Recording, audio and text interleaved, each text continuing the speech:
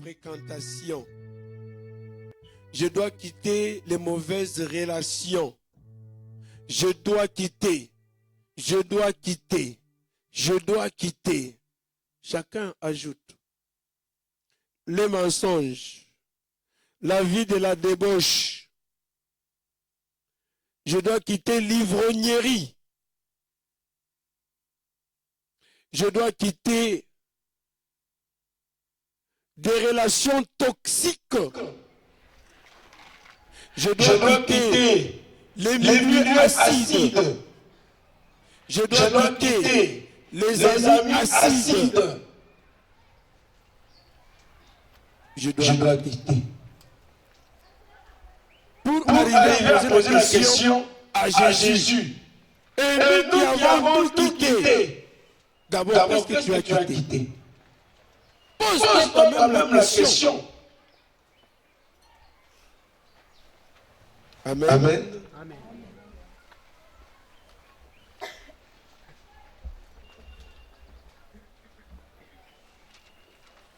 Quitter est un thème central qui se manifeste de plusieurs manières, souvent lié à des actes de foi. Ce n'est pas un problème physique.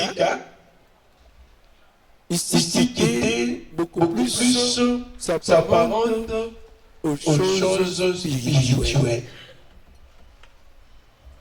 Liées à des actes de foi et à des transformations. Je dois me laisser transformer par Dieu. Parce que en quittant quelque chose, je te dis, il y a la délivrance. C'est-à-dire, aujourd'hui, je prends la décision, Dieu va me délivrer. Amen, amen, amen. Quand je dis, je vais quitter telle chose, Dieu va me libérer. Il y a aussi une notion de libération.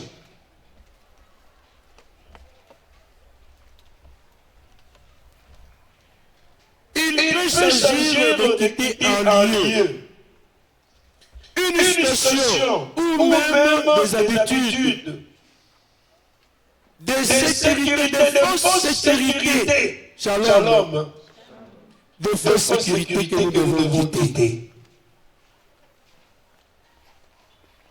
Il y a certaines relations qui se montrent comme étant une sécurité de manière apparente, alors que c'est faux.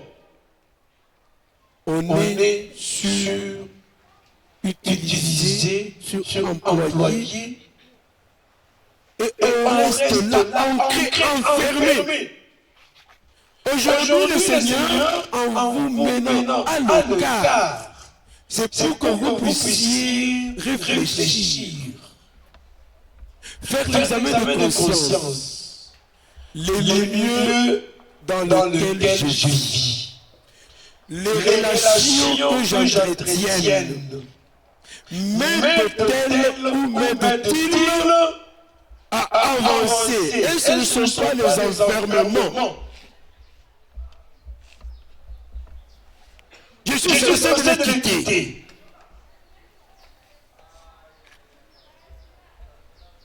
La sorcellerie, l'occultisme, la magie.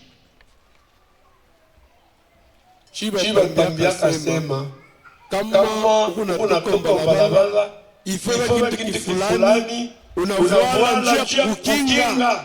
Hiyo ndio sécurité. Il faut quitter ça.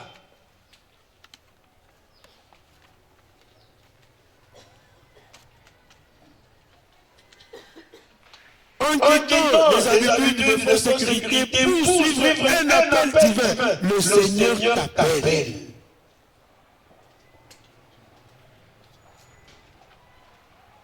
Où se rapprocher de Dieu?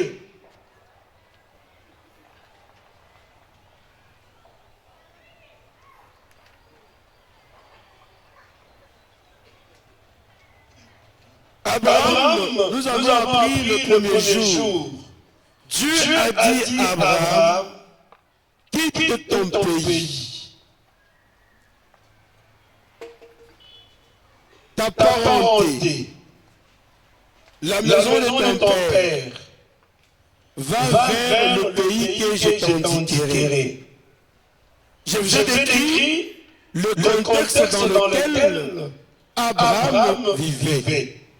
Il devait quitter son pays, ce monde de convoitise, ce monde qui sent la mort, ce monde de l'idolâtrie, pour faire l'expérience avec son Dieu. Et la réponse d'Abraham a fait qu'il puisse avoir les trois choses qu'il a quittées autrement. Dieu lui a donné quoi? Il lui a donné tout un pays, il lui a donné la terre promise. Amen, amen. Amen. Ta parenté, Dieu a fait d'Abraham une grande nation et il est devenu une bénédiction.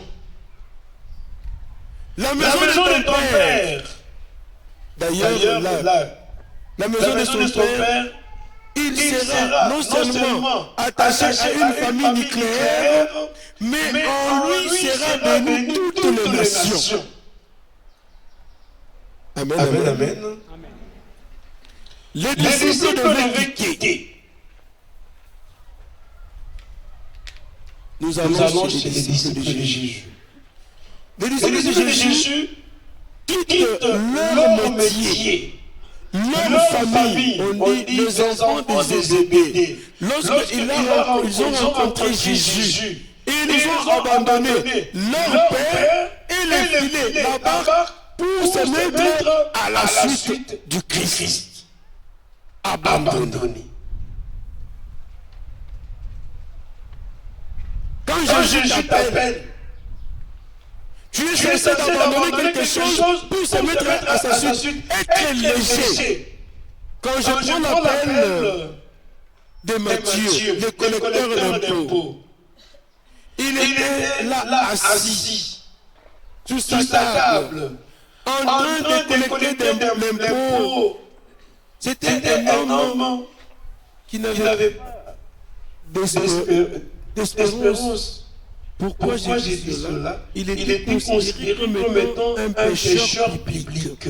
Parce que collaborait ou collaborant de l'occupant romain, ou il collaborait avec l'occupant romain.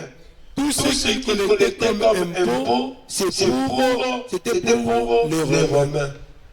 En entendant l'appel de Jésus, il avait tout abandonné. Il a tout laissé. Mais j'aime l'histoire de Matthieu.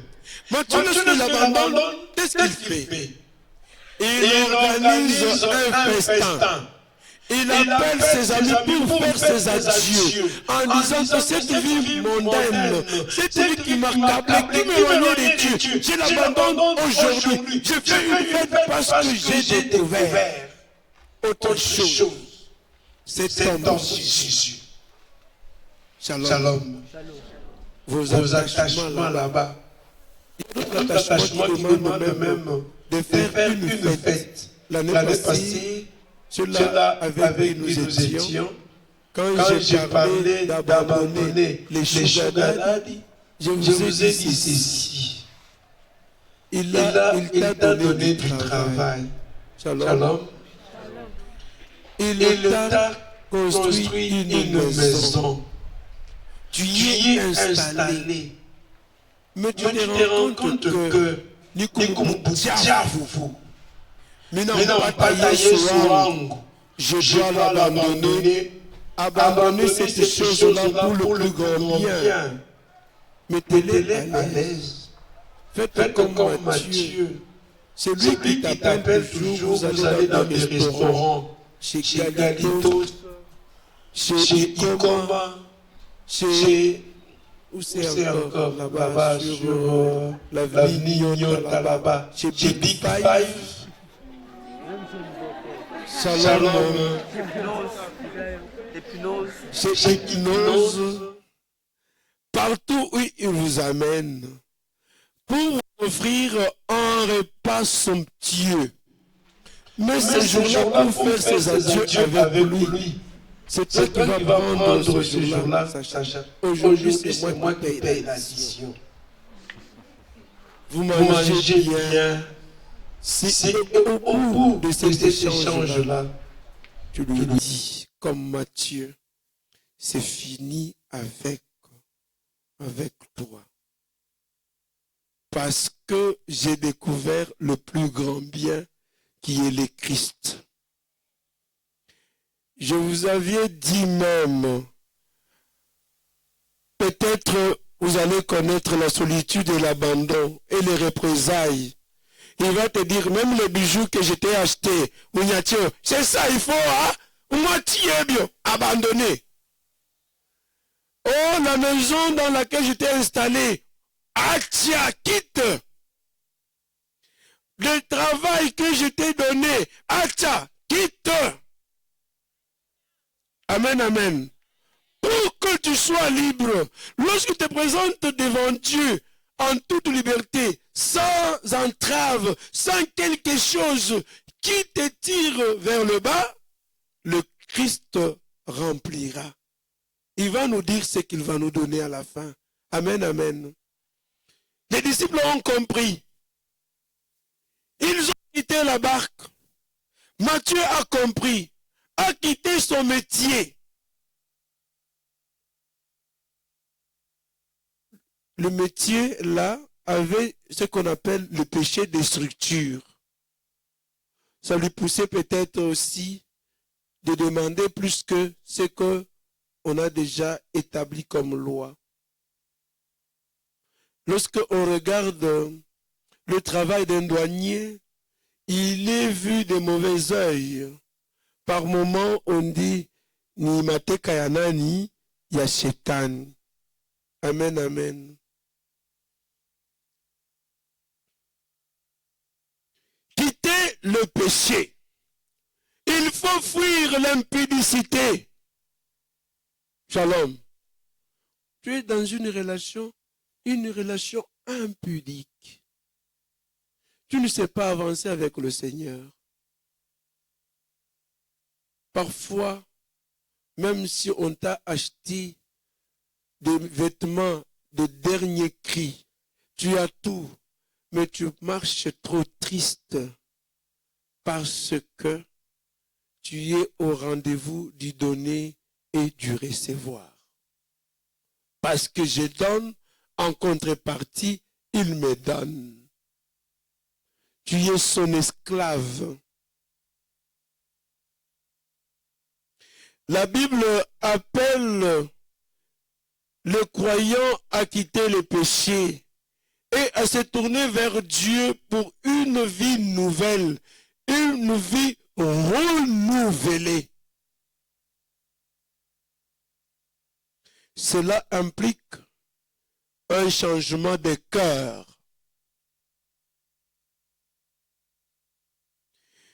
Une repentance et une transformation. Que devons-nous quitter? Les idoles, l'idolâtrie. La Bible met en garde contre l'idolâtrie, c'est-à-dire le fait de mettre autre chose que Dieu à la première place, c'est l'idolâtrie. Quitter les idoles, qu'elles soient matérielles ou spirituelles, est un acte de fidélité envers Dieu. Quitter les idoles, qu'elles soient matérielles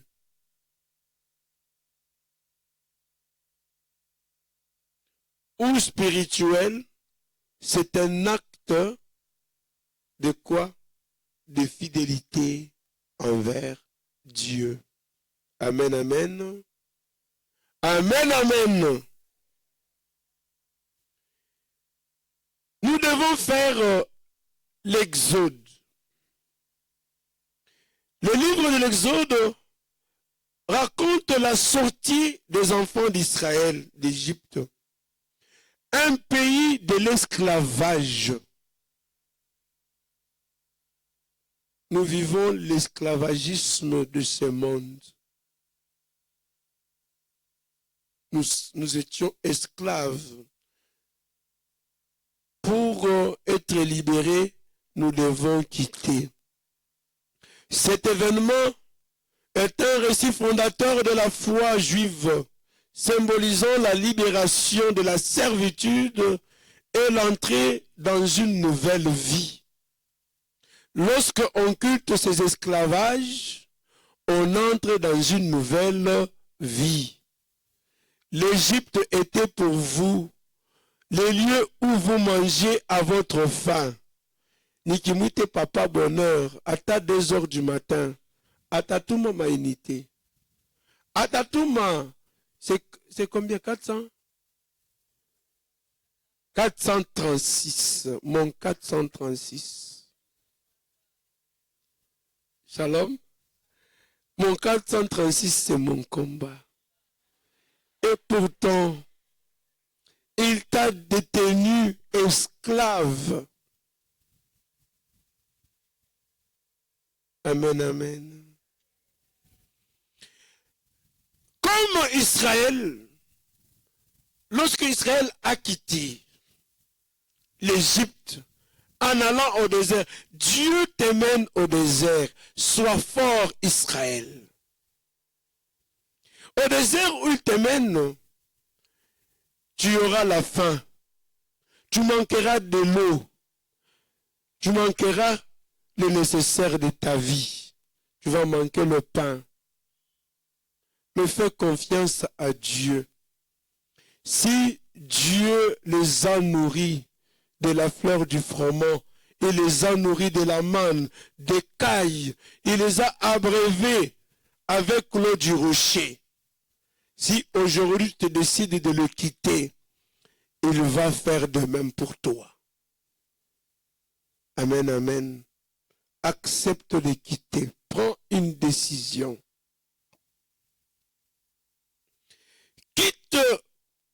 Quitter dans la tradition biblique n'est pas simplement un mouvement physique, mais un acte spirituel qui implique un renoncement, une transformation, une marche de foi. Je dois marcher.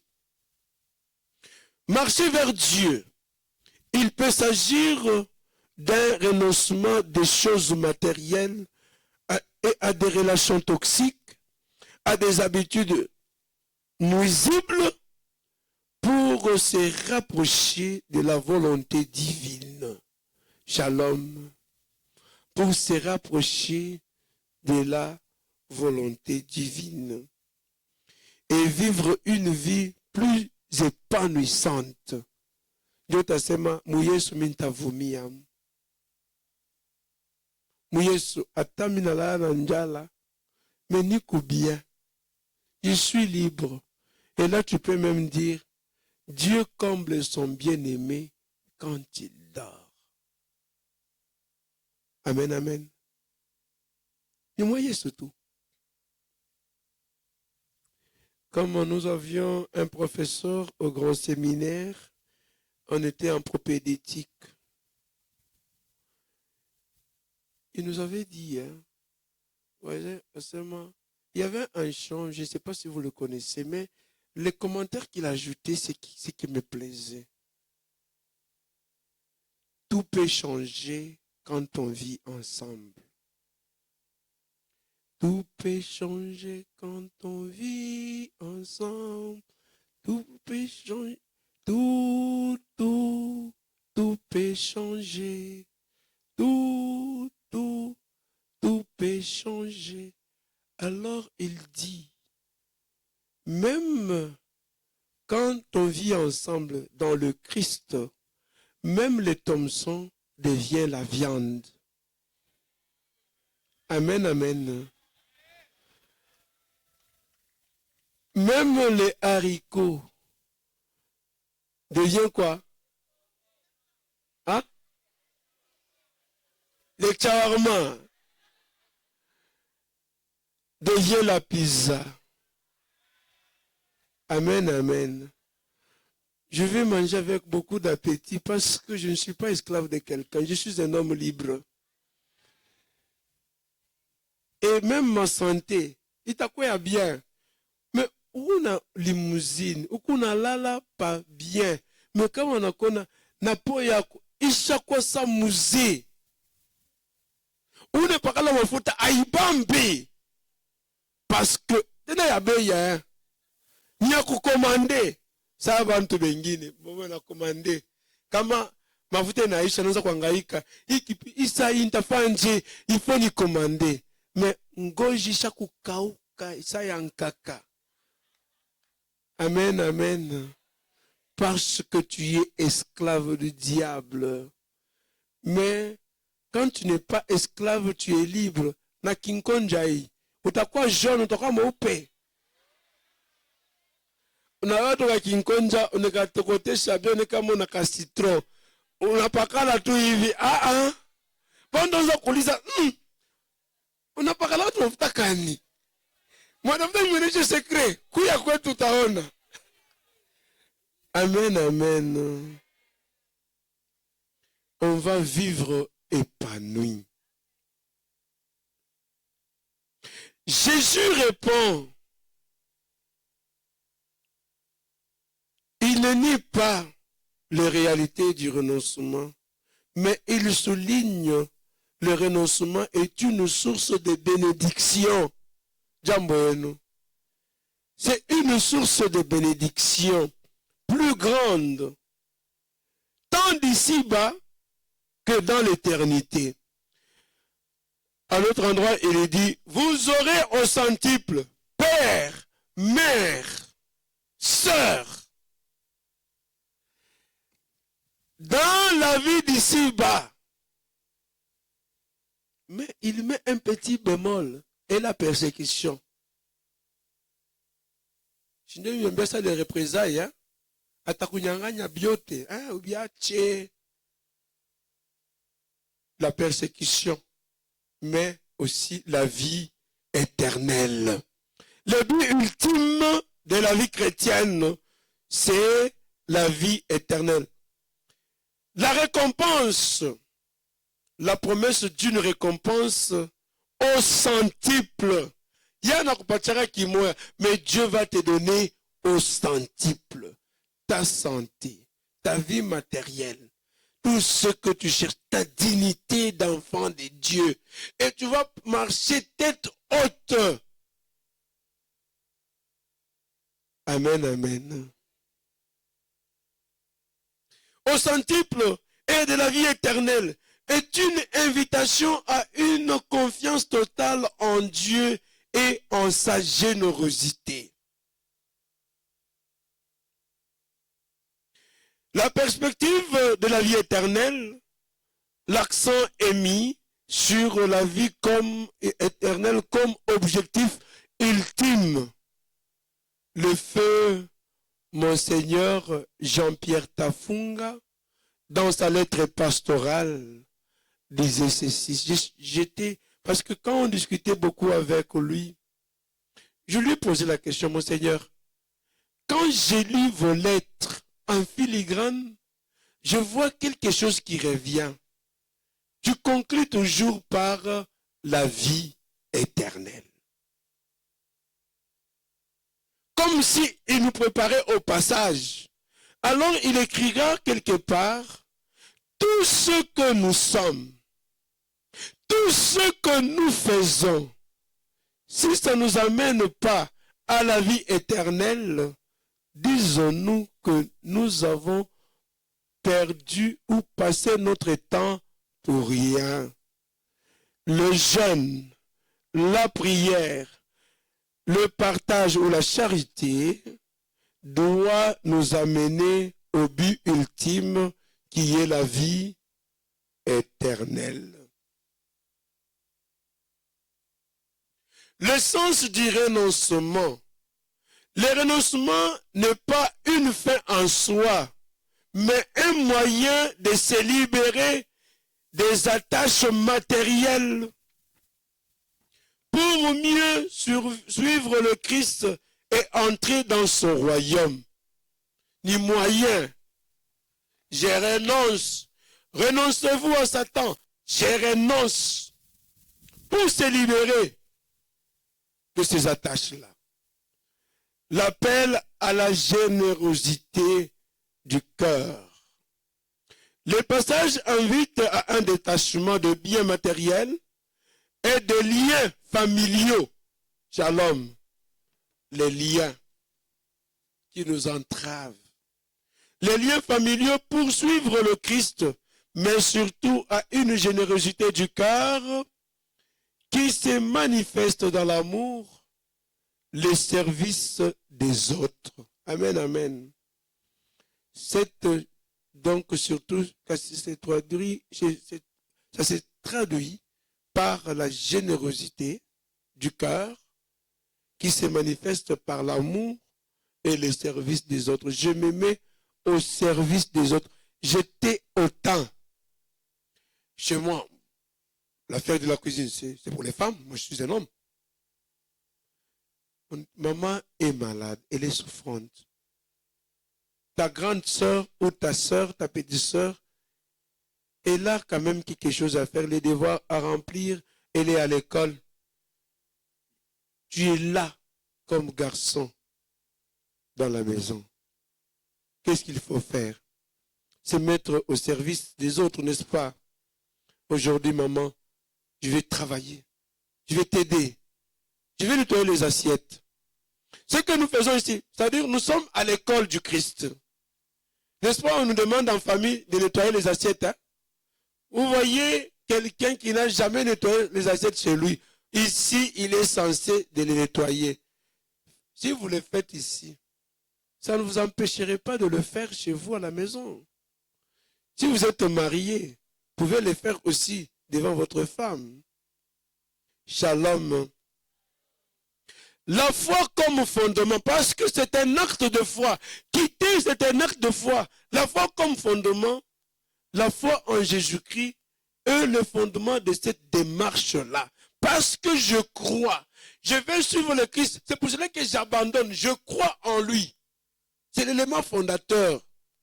Car elle permet de comprendre le sens même du renoncement et de faire confiance à la promesse divine. Je fais confiance. Abraham a fait confiance à Dieu, n'est-ce pas? Il a fait confiance. On est bien chabiote en Inde.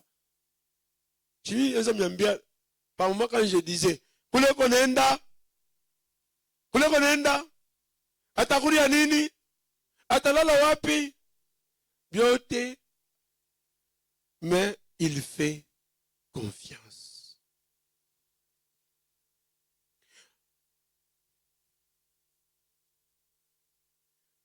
Ce passage de Matthieu invite à une conversion de cœur, un détachement de biens matériels pour suivre le Christ et une confiance totale en la promesse de la vie éternelle, tout en soulignant la générosité de Dieu. Il va vous donner au centuple et puis la vie éternelle. C'est ça la conséquence du renoncement.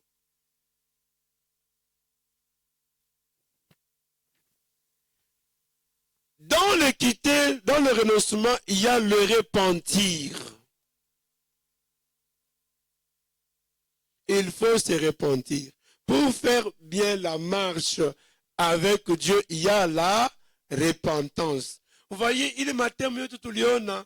Il connaît n'a que tu peux les caler, on doit prendre une décision. Tu sais, Madjana, mina chabiote, mina je réconcilie avec Dieu, avec ma famille, avec les repentir.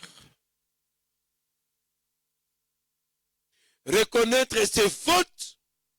Chaque fois, nous avons tendance à dire c'est l'autre. Comme un professeur qui disait, c'est l'autre qui a fauté, qui a commis la faute. C'est un néologisme qui peut être acceptable, hein, entre guillemets. C'est l'autre qui a fauté, qui a commis la faute. Moi, je suis un saint homme, une sainte fille, une sainte femme. Niku mutakatifu long. Ni fulani njoo mambo. Mambo yote munyumba. Aina mimi ambak, niko intercesseuse, niko charismatique. Est-ce que niko capable de faire les mambo? Mais parce que ma faire les mambo, on dirait sukuma. Shalom. Parce que nous devons nous repentir, nous devons adopter une autre manière de vivre, un mode de vie qui est différent de la vie que nous menions avant de venir ici. Jamboyen. Hommage, quand ils sont arrivés vers Jésus, en passant par Hérode, chez Hérode, et lorsque ils ont rencontré Jésus, ils ne sont pas retournés sur le même chemin. Ils ont pris un autre chemin. Embrasser une autre vie, c'est très important dans la vie. Jamboyenu. Une autre vie. S'efforcer de vivre selon les valeurs chrétiennes, en aimant son prochain, en pratiquant la justice, en cherchant à ressembler à Jésus-Christ. Shalom. Voilà pourquoi quand nous étions des jeunes, on nous avait appris beaucoup de choses chez les Salésiens, mais il y a des éléments qui avaient retenu mon attention. On nous disait, devant un problème, on dit comment Don Bosco était le modèle des jeunes. Il y avait un terme, je ne sais pas si je peux le rendre fidèle parce qu'il y a plus de 40 ans que j'ai étudié cela. Don Bosco non faceva osi. Don Bosco ne faisait pas cela. Devant la violence, Don Bosco ne faisait pas cela. Et deuxième élément qui avait retenu mon attention, c'était, on nous disait, quand tu es devant quelque chose que tu veux faire, tu fermes le poing. Et tu dis, tu ouvres le premier doigt, tu dis, je. Deuxième, fais. Je l'ai fait pour toi. Shalom, pour Jésus. Devant un tel comportement, devant telle chose, je l'ai fait pour Jésus. Donc, avoir un comportement personnel, un comportement qui met en valeur les valeurs chrétiennes, en aimant son prochain. Je l'aime comme mon prochain. En pratiquant la justice, j'étais injuste. En cherchant à ressembler à Jésus-Christ. Shalom. Se consacrer à Dieu. Je vais me consacrer à Dieu parce que je retourne par un autre chemin, je me consacre à Dieu, je change ma manière de vivre. Développer une relation personnelle avec Dieu. Aina ya kukupousser. Kama saa ya kuomba inaenea, unalamuka, unaanza kusali. Tu tailles un programme pour toi. Tu entres en relation profonde avec ton Dieu. Il ne suffit pas seulement d'aller au groupe du renouveau charismatique. Il ne suffit pas seulement d'être à la CV ou quelque part dans le quotidien de ma vie. Minaeka programme yangu na Mungu wangu. Amen, amen. Cette relation, développer cette relation personnelle par la prière. Je me souviens quand j'étais en stage disciplinaire, quand je terminais la philosophie, j'étais à Kansenya. mon maître de stage m'appelle, Christian, viens. Comment tu organises ton temps de prière? Je lui ai dit, le matin quand je me réveille, je fais les laudes, mais avant les laudes, comme nous faisions tous les laudes, je prenais 15 à 20 minutes pour prier. À midi, le soir, j'avais toujours 15 minutes. Il me dit, ça c'est une prière communautaire.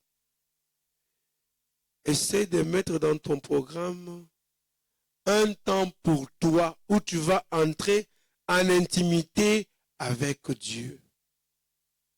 Je me suis dit, mais c'est tout ce que je fais. Le matin quand je viens, je m'organise, je viens avant qu'on commence la prière, mais j'ai pris. Mais il m'invitait à se lier d'amitié dans une relation avec Dieu. Et j'avais compris, il fallait tailler un temps. Aller à l'adoration. Et quand je suis rentré au grand séminaire pour faire la théologie, j'avais mis un programme de 17h à 18h. Il n'y a rien. 1 heure avec le Christ. Je partais dans la petite chapelle, je me mettais à genoux devant Jésus.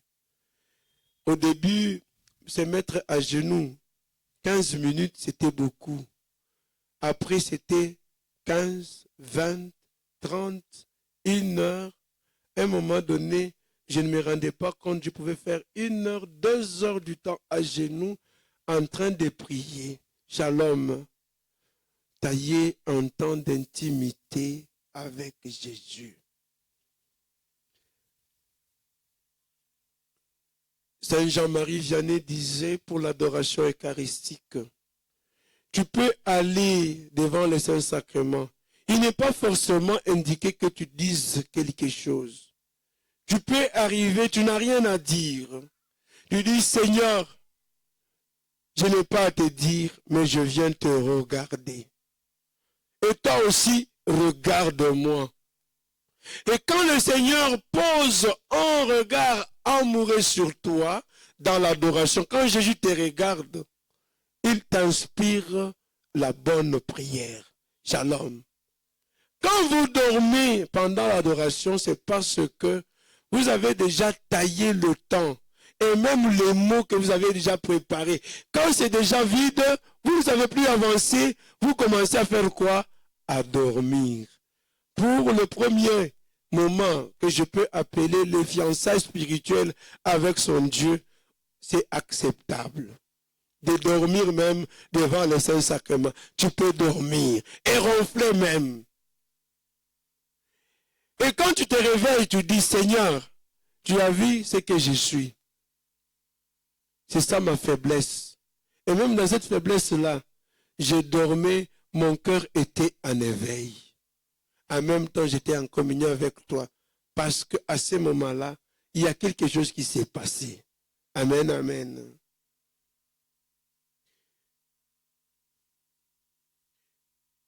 Non seulement dans la vie de prière, la vie sacramentelle. Ce sont les garde-fous. Pratiquer la vie sacramentelle et surtout le sacrement de pénitence. Mes chers amis, shalom. Namisi san d'aller au sacrement de pénitence à temps et à contre-temps. Ça nous rapproche de la sainteté. Ne choisissez pas tel ou tel autre prêtre. Il est prêtre. C'est le Seigneur qui l'a envoyé. Il agit une personne à Christi. Omi napenda kwenda paka kwa prêtre charismatique. Qui vous a dit que les prêtres ne sont pas charismatiques? Tout prêtre est charismatique. Amen, amen. Même celui-là que tu as jeté au canon des Grecs, il est charismatique. Il est prêtre. il agit à la personne du Christ. Et le sacrement agit indépendamment de la sainteté du prêtre. C'est différent des sacramentaux qui exigent l'état de grâce, mais les sacrements, tous sacrements, la confession, l'Eucharistie, tous les autres sacrements agissent indépendamment de la personne du prêtre, de la sainteté du prêtre. Amen, amen. Suivre l'exemple du Christ au finish, c'est référer aux enseignements de Jésus dans les évangiles. Ni magarde-fou ndio décision mtu mnongopa sema nikitoka pa magarde-fou kapi ni mpacha magarde-fou. Référence yako ikuye les évangiles. La pornographie te hante. Wende beba fashi yako, il est temps, tu es libre. Lis la parole de Dieu. La parole de Dieu va te réconforter. Ayez aussi par moment l'habitude d'ouvrir au hasardement la Bible. Ça peut être un message. Quand tu ouvres, tu lis le verset qui tombe sous tes yeux. Ça peut être une réponse à ton inquiétude. Amen, amen. Lisez les psaumes. Il y a tout. Tout ce que vous cherchez dans les psaumes, il y a tout. Amen, amen. Donc, suivre les enseignements de Jésus dans les évangiles, chercher à les mettre en pratique dans sa propre vie. En somme, rencontrer Jésus-Christ est un cheminement spirituel qui implique un renoncement aux anciennes habitudes, un engagement envers une vie transformée et une recherche constante de Dieu. Amen.